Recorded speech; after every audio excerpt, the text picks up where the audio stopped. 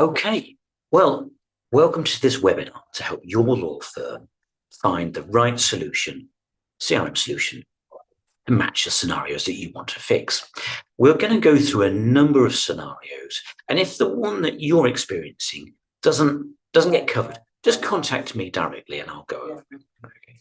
My name's Simon McNidder. I'm from Promptr, a fully managed CRM service and software for law firms.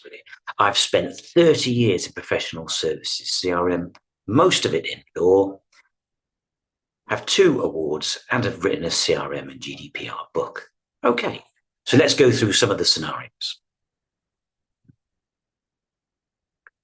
So let's presume you're starting from scratch. You've got lists all over the place. Okay, all you really want to do is pull them all together into one list so you've got no duplicates and things like that, and easily send your firm's newsletters, your alerts, insights, whatever you like to call them. Well, having a CRM system is like buying a sledgehammer to crack a nut with this one. Your best bet is to have an email tool. One of the best known ones is MailChimp, and all it allows you to do is add all your contacts, send them information very, very easily. You can subset areas of the database, so you can have property contacts, you can have employment contacts, you can have everybody. You can send your firm's Christmas cards from it, that sort of thing. Okay, so as a recap, a CRM system probably isn't what you want for these things. It'll take you a huge amount of time to administrate it, and you won't be able to send emails as easily as just an email tool. Okay, it's a lot cheaper as well. So maybe your firm lives and breathes events. Now, a CRM system has a very simple event tool. They usually mark who's been sent stuff, who's responded, and things like that. If you are wanting to really do big flash events and you have a variety of workshops, some paid, some book on, those sorts of things, a CRM system probably isn't the best bet for you. Okay. If that's what you want to do, only events. If you're doing smaller events like golf days, seminars and webinars, a CRM system will do the job as long as you can mark the systems. But an event tool bolted to an email tool will be a far better bet for you. So, for example, if you had MailChimp and Eventbrite, for example, allowing you fully to advertise your events everywhere and then capture responses of who's coming. Okay. Eventbrite will, of course, take a small chunk of money if you're charging for your events, but most law firms offer free. Okay. So maybe your firm wants to go, look, we want to do better bids, pitches, we want to streamline the process, we want to bring in CVs, we want to bring in key experience, we want to track companies or people through a funnel, those sorts of things. Yes, CRM systems will do that, but they won't do it as well as systems like EasyPQQ or Pipedrive, those sort of things that are built with pipeline management as their main tool. Okay. When you start asking questions like, we want to know who knows who, or we want to understand the relationships with contacts, or what have we been doing with them over X years, or by different teams or different partners, that's when CRM systems really come into their own for law firms. You can have mass market systems or you can have legal specific systems. The mass market systems, they're really designed for people that sell widgets and have a really good sales process and have a mandated use of the tool. For example, if you're in recruitment, be ideal and everybody's marked once a week, once a month on what's in the system. If it's not in, it hasn't happened. Now that isn't law firms or anyone like that.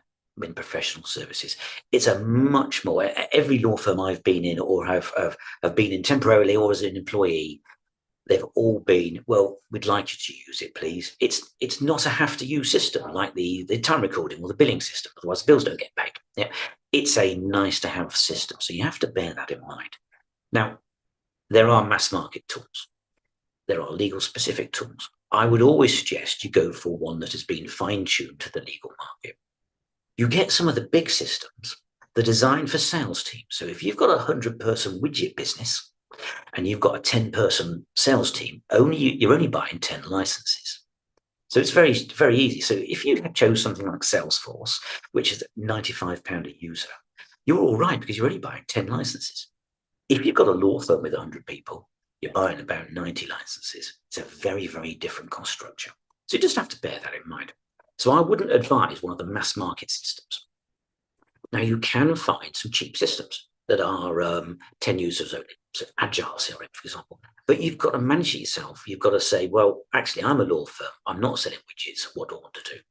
So I would suggest you look at the legal specific CRM systems. There are loads around. Got in-tap interactions. Bits of it does Salesforce. Some of them tweak Dynamics. You've got Promptr, of course. Things like that. There are a few on there. Get in touch and I'll probably give you a list. Don't worry about that at all. So that's where CRM really helps a law firm. Okay, if you're finding the multiple relationships of who knows who and how well they know them. Going one step further, let's say you're looking at, okay, we're looking at a CRM system that's specialized towards legal. One of the big problems is the data quality. You've got users going, yeah, but I'd use it, but the data's rubbish in it. Well, they're not going to use it then, are they? So let's just presume that your scenario is, right, we fine-tune that we actually do want a CRM system, but who's going to update the data? So you have a number of different routes. If you buy a normal CRM system, one of the old-fashioned traditional ones where you say, right, I'll buy the IT kit, you have to work out how to manage the data in it because your users aren't going to use it otherwise. So you can either say to one of your marketing team, right, that's your job. That's going to be the worst job of worst part of their job. And I don't know how many marketing execs you're going to get through if you do that. Because there aren't many people that go, oh, I want to do marketing and business development. Oh, I'm updating a database. You could ask your lawyers and PAs to do it. Well, the lawyers aren't going to do it.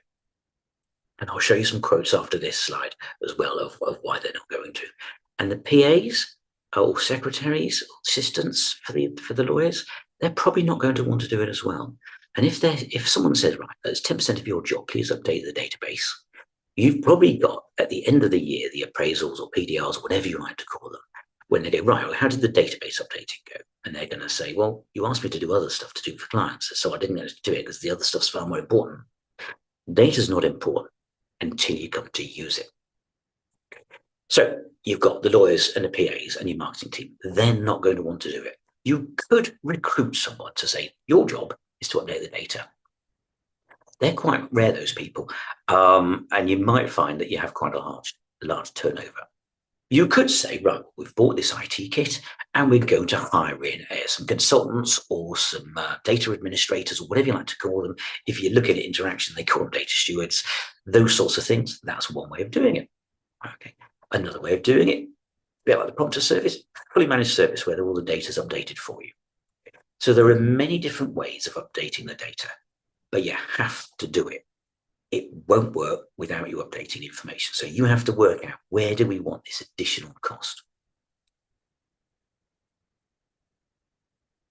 So this is real life feedback from user surveys that I've done over the years, and these are some of my favorites. So, excuse me, my clients aren't in it, so I'm not going to use it. Updating the database isn't a 400 per hour job. And one of my favorite quotes ever, verbatim, is, I found the record, saw it was wrong, thought I should update it, but didn't. Now, these are real life users. So if you haven't got a CRM system, this is what you're going to expect. If you have got one, you know full well that this is a near mirror image of what you're looking at already. So as well as having someone to update it, there's new pieces of software coming in. And they do all sorts of different ways of signature scraping. So you can Google signature scraping software, and that will show you what's going on with your contacts and your users and how they're monitoring contacts. So the simplest way of thinking about this is your CRM system links up with your Outlook. And when a user or your lawyer or your PA or anyone in your marketing team emails the external contact, a trigger is set in the system and it says, right, let's add that person. Okay? And let's add that lawyer as knowing that person. Because you don't want people to actually have to, you don't want your users to have to do work on this database. When the email comes back, it's looking at the email signature of the contact. So at the bare basics, it's looking at the email header. So if I'm sending you an email and your system would record that Simon McNidder at Promptr would come in to your system. A signature scraping tool goes one further, so you can have different levels. And that would say, well, it's looking at my email, my company number, my address, any other information about me that I've put in my email signature, and it takes that information and adds it to the system. Now, these are game changers. Yeah. Do not buy a CRM system if you're in a law firm or accountants or any professional service firms without this sort of functionality. Users do not update data. They don't add contacts unless you force them, and then they don't want to do it. Quite fairly, the second point, updating it isn't a £400 job. If you've got a lawyer that's being charged out on a day rate, asking them to update the job title or add their contact is just madness. These extra tools, for a bit of extra cost, add it all into the system and update it when it goes through. Okay, so if someone's job title changed from financial controller to finance director, most of these systems go, hang on, there's a data change there, let's flag it up. Now, no automatic system is brilliant. Okay, they're all going to need someone somewhere to sense check the data. So, for example, we've got a small business here at Promptr. There's 3 of us, and we have the Promptr signature scraper on our tool. We have deleted from the system 95% of the incoming email. So it's things like no reply app, newsletters, accounts app, admin app, those sorts of things. You don't want them in your database.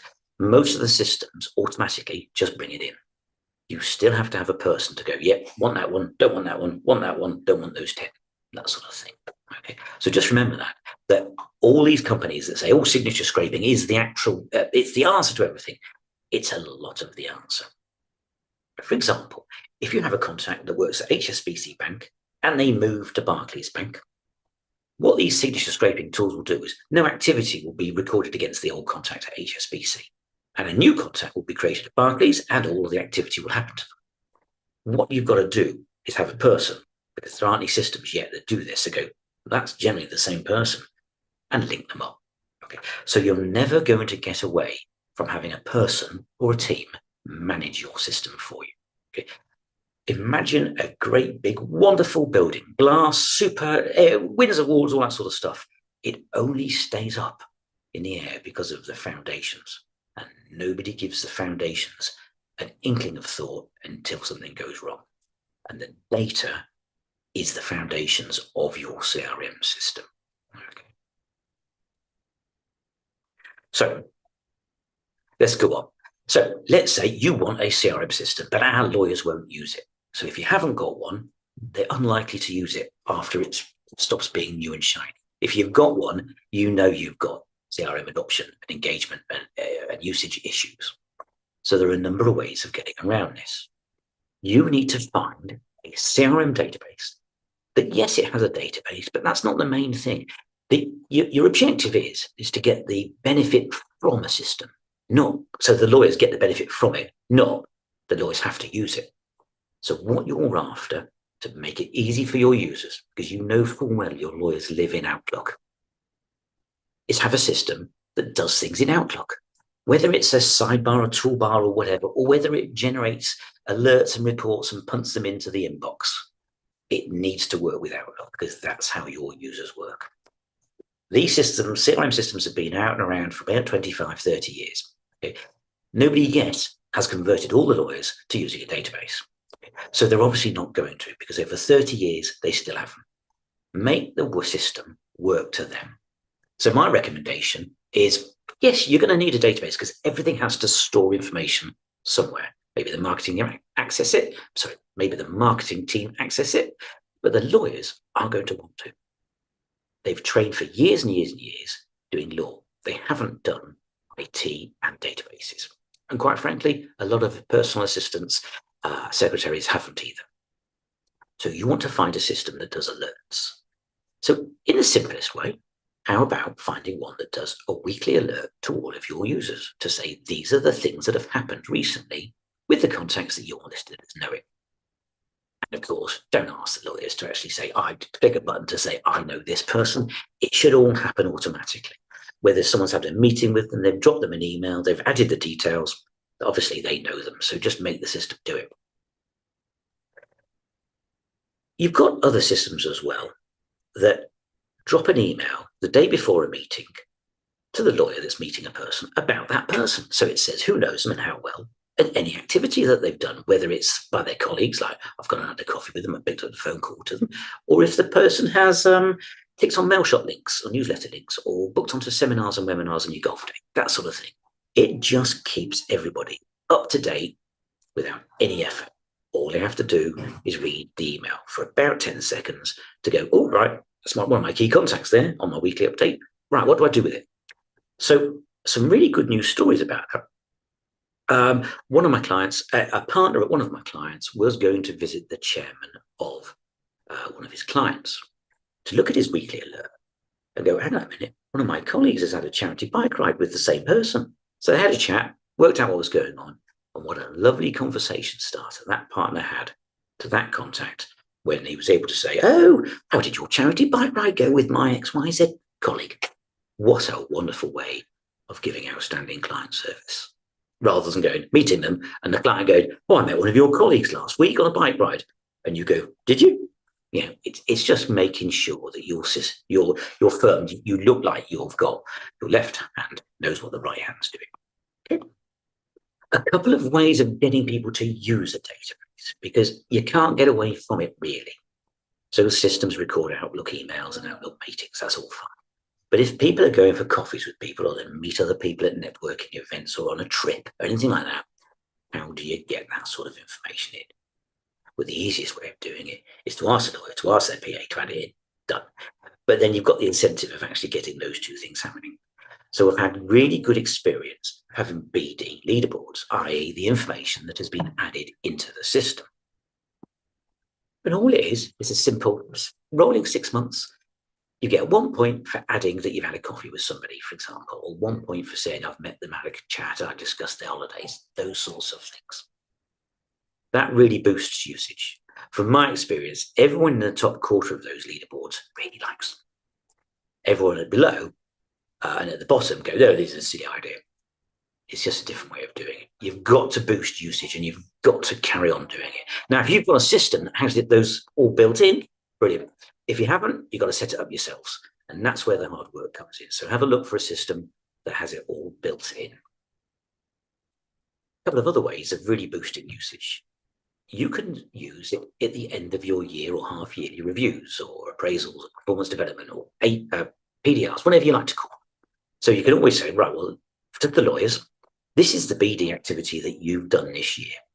Yep, that will get some stuff into the system.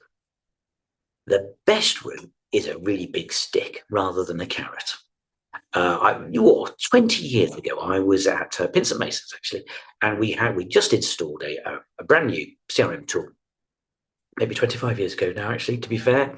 And we were trundling along at a certain level of these people are logging BD notes, had a coffee with someone, and then one day it just shot up and it carried on going. And we thought, oh, we're doing a really good job here. No, one of the teams has said, look, if you don't add your BD notes into the system, you're not getting your corresponding expenses. So your taxi to the client or the pack of sandwiches that you're not getting it back unless you put a note in. And I can't argue with that. That was by far and away the best way of doing it. Okay.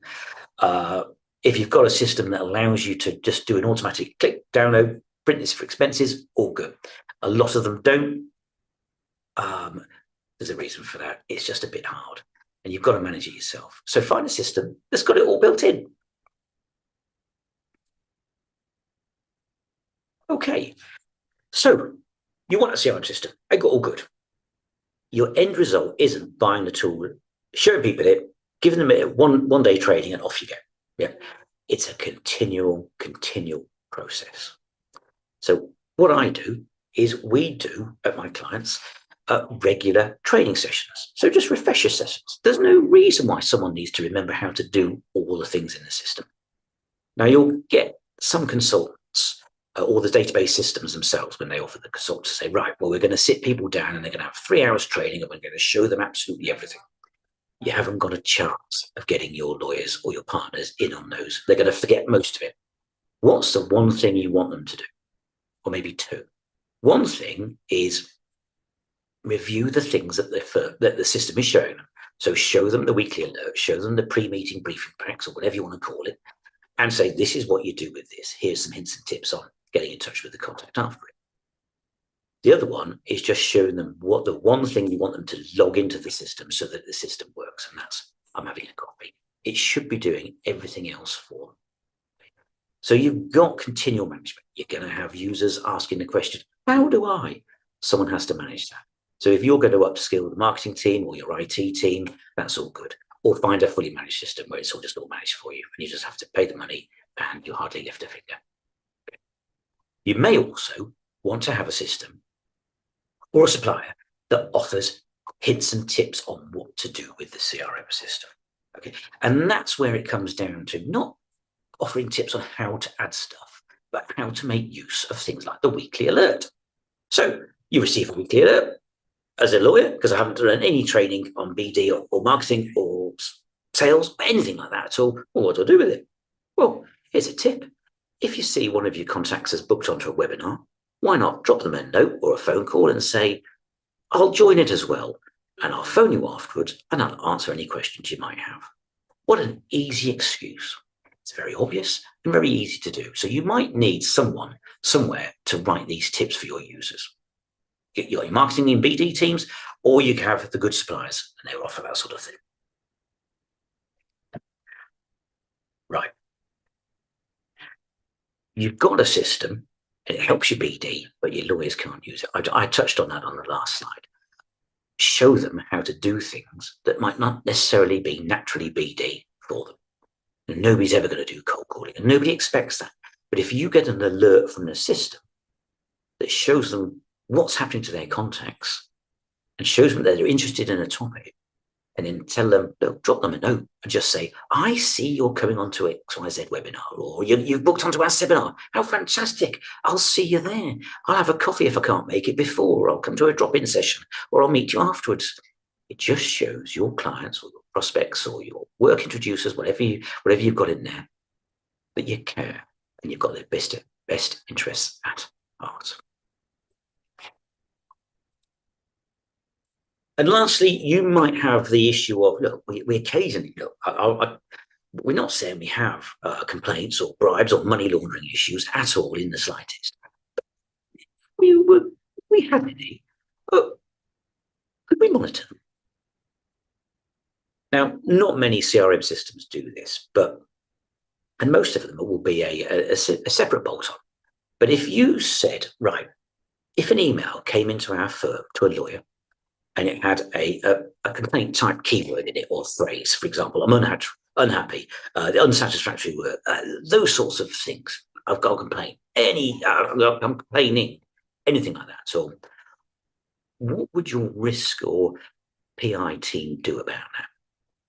If it came to a lawyer and they were out or in a meeting, how long would that email stay in their inbox? If they have loads of emails, how quickly does that go to the bottom? They could be on holiday and the email might not go anywhere. Or they might be hiding the issue that, yes, I'm hooked up there. I'm just going to fix it myself. Presumably your risk team need to find out about that. And so there are some systems out there that send a central email, could be the marketing manager, could be the risk team, an email to say, you've had an email that's matched the 10, 20, 30 keywords that you've chosen. Just go and have a chat and look at that email and see if there's anything you need to do ASAP. Imagine if you're a client and you've sent an email to the central email address, because that's what you found on the website, for example, marketing events, all those sorts of things, or to your lawyer, and someone senior calls up immediately to say, I'm really sorry you're having that experience. Let's see what we can do to solve it. How do you feel? I bet you feel really pleased and quite loyal. Okay. And then there's a last slide, a bit about me. I'm not going to focus on that at all and what our service is. I hope that was a good and useful. I'm looking at my clock, 26 minutes of your time. I'll send you a link to the recording of this webinar, some slides and some extra information. But I hope you found that useful. Get in touch if you've got any questions or you've got a scenario that we didn't cover here, and I'll go over it with you. Other than that, thank you very much.